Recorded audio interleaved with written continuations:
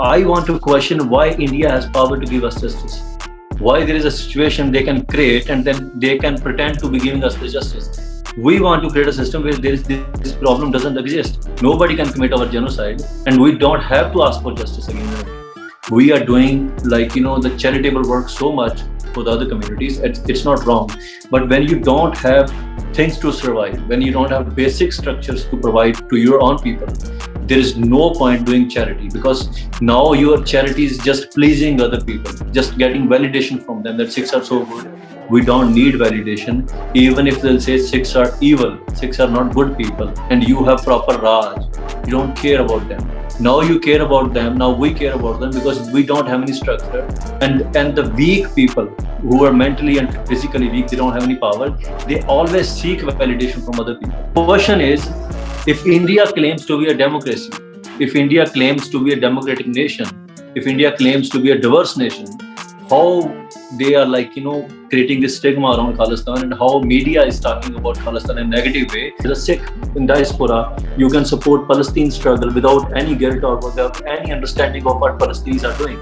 If you can support Kashmir struggle, if you can support other struggle, why there is a guilt when it comes to Khalistan, the idea of Sikh sovereignty? It shouldn't be there. We should celebrate. We should even, it's a very sacred idea. We should celebrate. We should respect the people who are leading the struggle.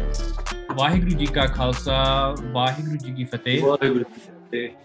Today we are joined by Amritpal Singh, lead organizer of the organization Waris Punjab, a group formed by the late Deep Sidhu.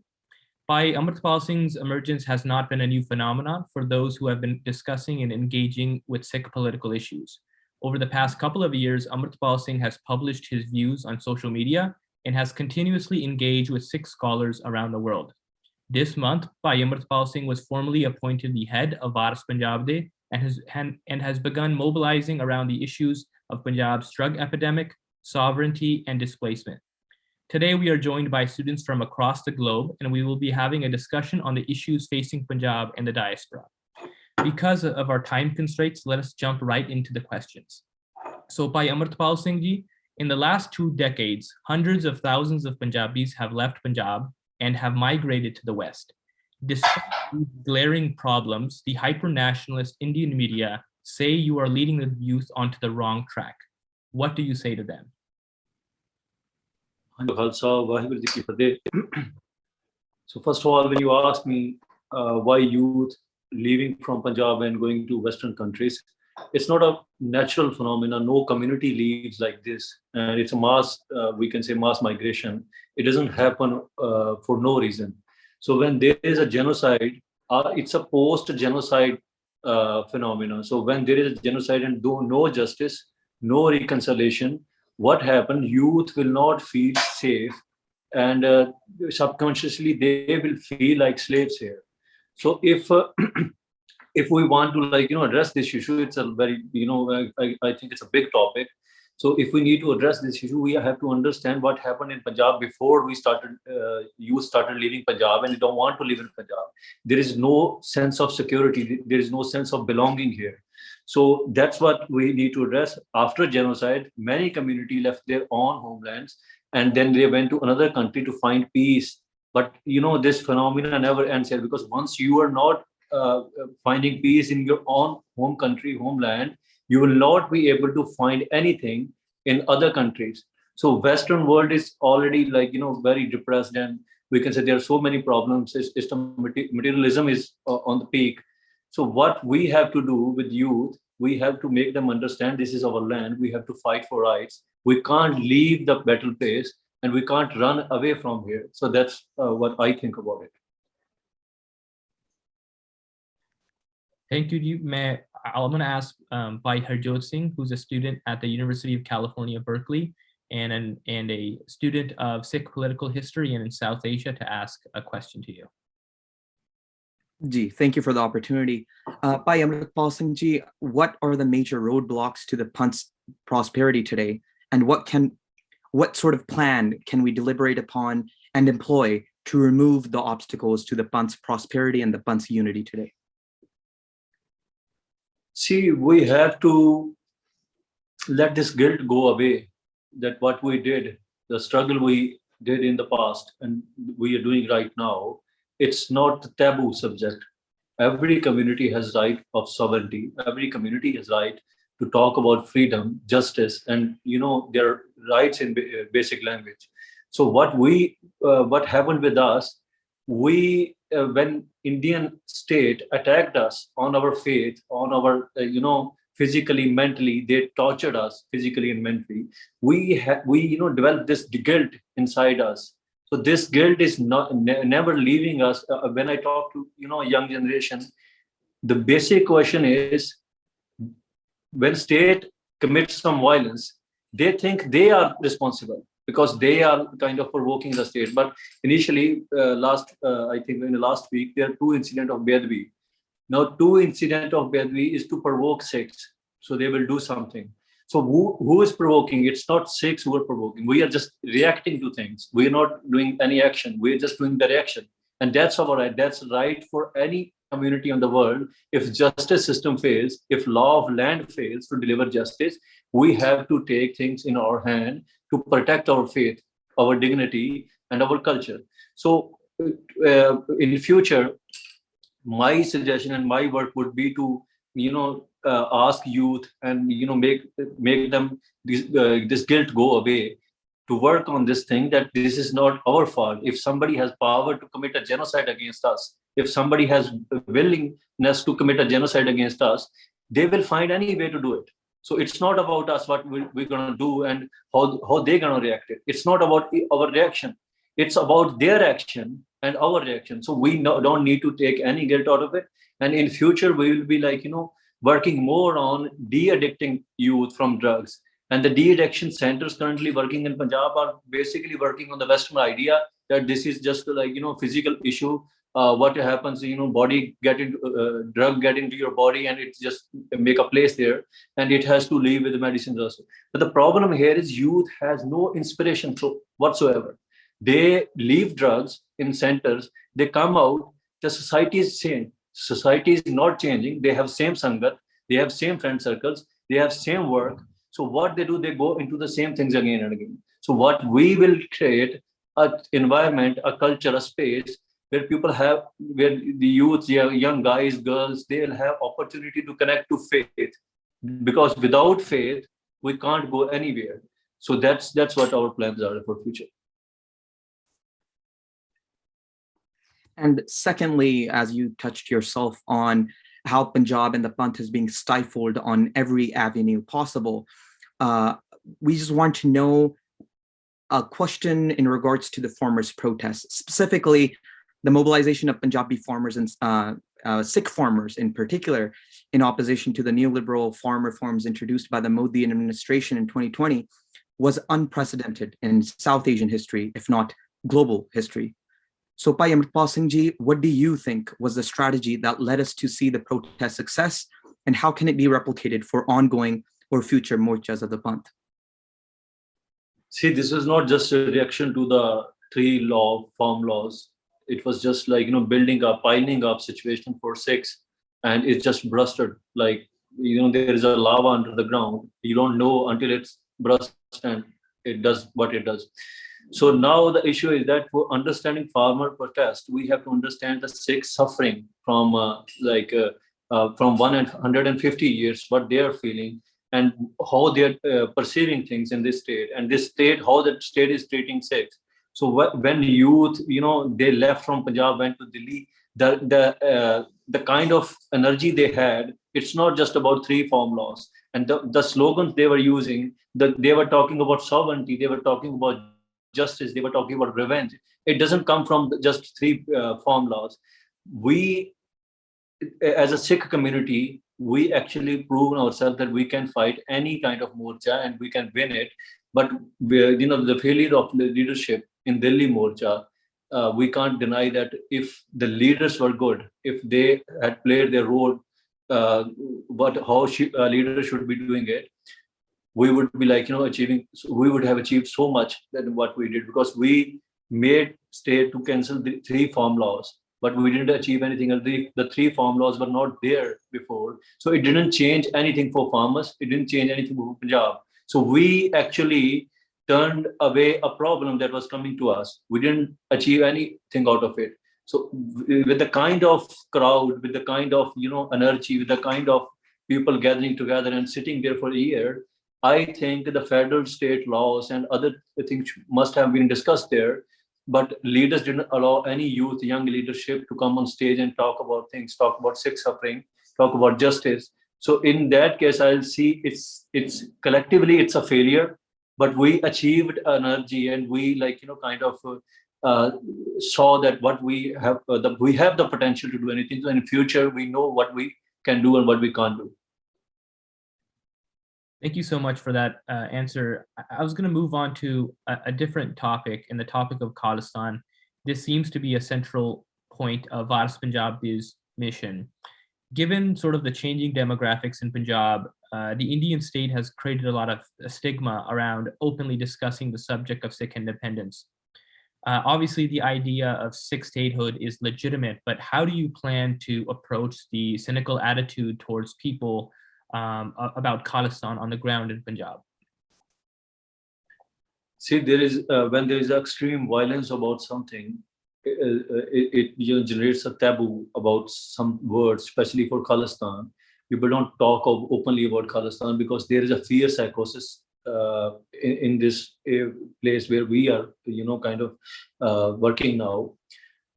Everybody wants Khalistan, but they don't openly talk about it. There is no clear concept what they want to say, because it's not necessary to everybody to understand what Khalistan is. It's necessary to everybody to understand what freedom is. How we gonna, come out of slavery? How are we gonna break this cage? So the stigma about Khalistan is, it's created by its state and media and other left liberal these scholars. The irony is when we talk about, they will ask us what kind of government will form in Khalistan, what kind of system will it be, democratic system or will it be dictatorship or anarchy or anything. They never ask these things from Palestine.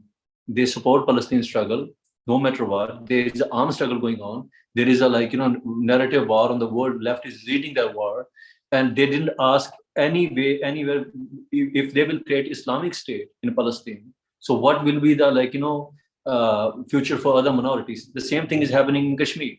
The Indian left liberal, they never ask about Kashmir, that what kind of system you're going to create in the Kashmir when you get the freedom.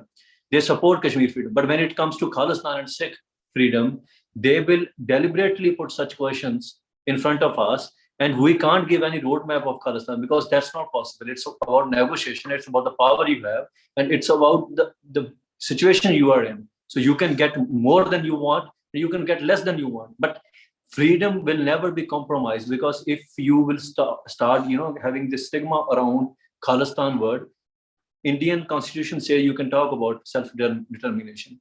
Supreme Court mandate, Supreme Court of India, the higher authority of India, they said peacefully you can preach about Khalistan, you can have seminars, you can talk about Khalistan, you can have literature, and you can distribute the literature about Khalistan. So the question is, if India claims to be a democracy, if India claims to be a democratic nation, if India claims to be a diverse nation, how they are creating this stigma around Khalistan, and how media is talking about Khalistan in a negative way when it's just a discussion. There is no armed struggle going on. It's just a normal discussion. If you will suppress the very thought of freedom and Khalistan, it will go in a very other direction where state is asking us to go. So what we want to peacefully talk about it, let people understand why freedom is our basic necessity. It's just water is like oxygen. We need freedom for everything. So when we will, whenever we go, we talk about sovereignty. The idea of sovereignty should never be criminalized, not for us, not for any other community, be it Hindus in Pakistan or anywhere in the world. The idea of sovereignty is a very sacred idea. So when somebody criminalized it, the idea of sovereignty, it's just you can't struggle when your own people are thinking that the idea of sovereignty is kind of crime. So they will start pulling your legs. So when I talk about freedom, when I talk about justice, I want to create a system where these now, for example, if imagine India is giving us justice. India state is giving us justice. Majority is ready to give us justice. That's not the issue. Justice is not the issue. I want to question why India has power to give us justice. Why there is a situation they can create and then they can pretend to be giving us the justice. We want to create a system where this problem doesn't exist. Nobody can commit our genocide, and we don't have to ask for justice again and again. So we want to create a system. So creating a system and creating an inspiration where your people, your faith, your community, your beliefs will be safe forever. The future proof idea. It's not a crime. It's every community in the world should celebrate it. In Western democracies, when somebody says, "Okay, we want a separate country," do you hear people killing each other? No, they don't. So when the idea of democracy is coming from Europe, they are celebrating it. India should also celebrate it. Otherwise, India should declare that they are not democracy. They are something else. So we will see what we can do about the freedom. Just to follow up on that question, what do you think when you see these headlines from the Indian media, the national English media about the Punjab ch mahal kharab ho raha hai? You hear that a lot from the regional media as well as national media. How do you react to those headlines when especially when they're so inaccurate, given the current situation in Punjab, the drug epidemic, the migration happening out of Punjab? There seems to be an ignorance around those issues, but they claim that you are turning the youth into a different direction. So how do you react to those sort of headlines? See, the media in India is in a condition where they are not media, they are actually tools of state to create fear among people. They will create fear among Hindu majority that Amritpal is doing something that will endanger Hindus in Punjab. That's exactly opposite to what the ground reality is. They did that in 1984. A data shows that from 1981 to 1984, there were only like 452 murders in Punjab. Most of them were Sikhs who got killed. In the same period in UP, there was 6 or 7 thousand murders. But they sent military to Punjab because media created some sort of narrative that Punjab is very unsafe. If we don't send military there, if we don't kill Sant Gyani Jarnail Singh or arrest him, the Punjab will never be peaceful. So the media has power. We heard about Rwanda radio, how they led to a genocide with a false propaganda. So media is playing the duty of what Indian state wants. They want to suppress the voice of Sikhs. They want to criminalize the idea of our sovereignty or even our rights. In basic language, if we say we don't want these, factories in Punjab which are polluting our land, and it's, making Punjab a cancer bed. There are so many people. It's a generational disease. So many people are dying. They'll also criminalize that idea that Amritpal doesn't want factories in Punjab. I said we don't want such factories in Punjab. We don't want such industry in Punjab. We want agri-based industry because we are agricultural land. We don't want textile industry here because textile industry are making so much pollution, so much disposable material that and government is not regulating. They're just putting bores in land, holes in land, and dropping waste material, toxic material. It's very close to the nuclear waste, and they're putting everything in the ground. And then this water, toxic water, is coming out of submersible pumps in other homes. So now the situation is there. And when we talk about to shut the factory down, these people are criminalizing that we are, disturbing the peace of Punjab. So there is a two-way. It's a silent genocide going on. It's not like, we are not dying. Our people are dying every day with drugs, with the kind of factories they're running, with toxic water. They have cancers, accidents. They're dying every day in large numbers. But when I said, if we are already dying, then why don't we fight for the rights? Death is you can't just make it go away and it will not never come again. So I just said this thing, and they will say you are ruining the peace, and I don't see any peace. It's the graveyard, peace of the graveyard. There is a peace in graveyard, but there's a peace because there is nobody alive. So they want such peace in Punjab that we don't speak for rights, we don't talk about it, and the media will make a false propaganda. But now we have other channels like social media. So it's diaspora 6 should also on international level, we need to raise our voice that we are not disturbing the peace. There is no peace in Punjab. We are just fixing the problems. So if you don't let us fix the problem and you will blame that we are disturbing the peace, and eventually it will, go into the wrong direction. We have to react to the action. If somebody is come for us, we can't just sit and hold and let them kill us or let them commit another genocide against us. Thank you for that. I'm going to turn it over to Simritkar, who has a question. She's a student at California State University, Sacramento. By Amritpal Singh, for our last question, we want to ask you, what is the role of women in the Sangharsh? How can Sikh women be a part of your movement overall? See, I don't see women and men as a separate entity when it comes to Sangharsh, because we need to support each other to do anything. Like if a person is doing a Sangharsh and his family is not supportive, it's very hard for that person to do anything. So for the woman, it's very important that what we, like in Palestine, women come to road and they protest in the favor of community.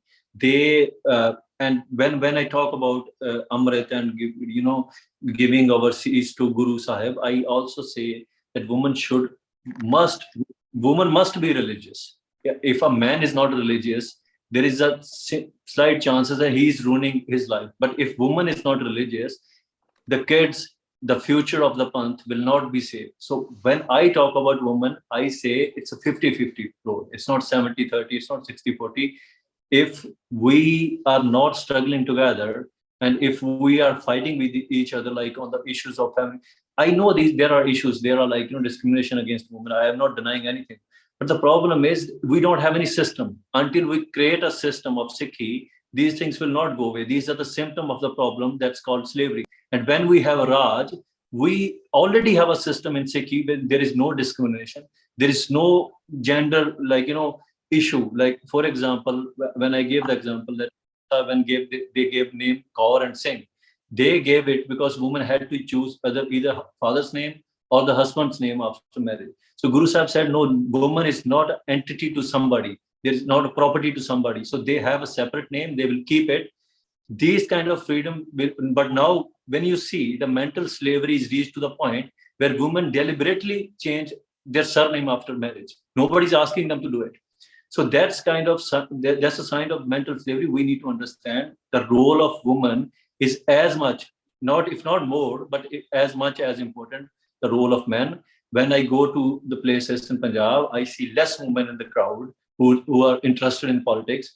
I request to them, the politics is not like, I know it's a dirty game, religion, you don't want to get involved into it. But if you love Sikhi and if you want to create a structure where there will be no discrimination, if you want to show the world that how beautiful our structure is, then we have to create a established system. Otherwise, for women, don't see the man is stopping you or women are stopping you. Just make your space for Panth. You're not doing it for anybody, you're doing it for Guru. So Guru gave everybody the equal right to love him, to celebrate his Sikhi. So that's why for women and men in the Panth, there's an equal space and be equal. And by Amritpal Singh ji, lastly, on concluding this discussion, to the more than 25 million Sikhs sitting in Punjab, South Asia, and abroad in the global diaspora, what is the message of Amritpal Singh, and what does he want to convey? I just want to say, when we talk about freedom, it's not about disturbing the peace. There is no peace in first place to disturb. So we are going through a genocide, and most of the time when communities are going through genocide, they don't understand, they don't even recognize it, because the forms of genocide are very changed. State is not using direct violence, they are using direct violence on very occasionally, but most of the time they have made a system, the policies where your children will not be sick. Like, even if you try harder, without a system, without a proper structure, your children will not be able to celebrate Sikhi. Even if you try, if the Sikhs went to West, they are facing the same problem. The Western ideology is taking over. And our third generation is not even a Sikh. They are not talking Punjabi. They don't understand Punjabi. If you don't understand Punjabi, you'll not be able to read Gurmukhi. You're not able to read Gurmukhi. You'll not be able to connect to Guru through Bani. So this is the form of genocide where a generation is so disconnected to another generation that you can't pass on your struggle, you can't pass on your faith to another generation. So what we have to do as a collective, as a community, we need to make this collective consciousness that okay, our people are doing this, and we have to be self-centered for a point. Right now we are doing, like, the charitable work so much for the other communities. It's not wrong, but when you don't have things to survive, when you don't have basic structures to provide to your own people, there is no point doing charity, because now your charity is just pleasing other people, just getting validation from them that Sikhs are so good. We don't need validation. Even if they'll say Sikhs are evil, Sikhs are not good people, and you have proper Raj, you don't care about them. Now you care about them. Now we care about them because we don't have any structure. And the weak people who are mentally and physically weak, they don't have any power. They always seek validation from other people. So when you'll be powerful enough, you'll not care about what they're talking about you. You'll only care about what Guru wants us to be, and we will work on that. So as a collective community, we need to, like, first be guilt free about what we are doing. We don't need any certificate from Western ideologies, scholars, or anybody, because these people will never be able to understand the definition of Guru. They will compare it to the pre pagambars and other devtas, and we have a different relationship with Guru. We can't even explain it to them, because when you don't understand love on that point, on that level, you can't. It's unexplainable. So as a community, we need to center our struggle to the sovereignty, idea of sovereignty, because its sovereignty is not about creating another nation state or state. It's all about, if every community has right, they have protect the faith. Why don't Sikhs have the same right? If this idea of state is not so pure, I can understand the idea of state is not so pure. It will not be that pure that there will be no problems. But the thing is, why only Sikhs should suffer?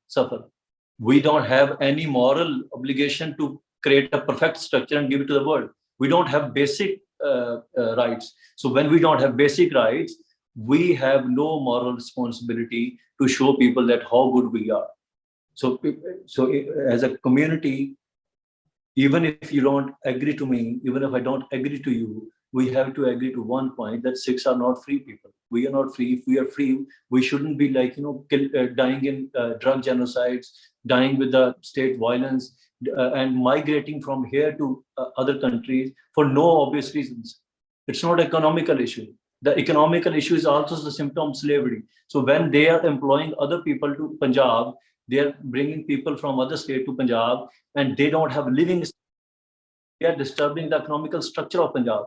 We can't compete because we have a living standard, we have a family, we have a house, we have rents to pay, we have so many things. So what they did, they disturbed the economical structure. They forced the youth.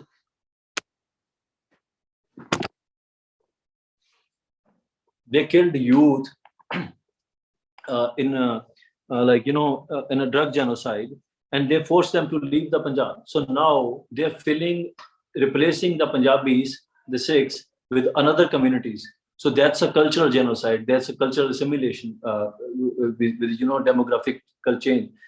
So as a community, we need to be together, unite on one idea. That the idea is Sikhs must be free. No community has to, like, bear such violence.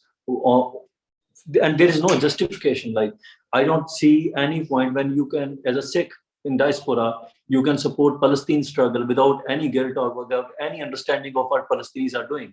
If you can support Kashmir struggle, if you can support other struggle, if you can support BLM, Black Lives Matter, if you can support any movement that's driven by left, why there is a guilt when it comes to Khalistan, the idea of Sikh sovereignty? It shouldn't be there. We should celebrate. We should even, it's a very sacred idea. We should celebrate. We should respect the people who are leading the struggle. And we shouldn't, like, pulling their legs.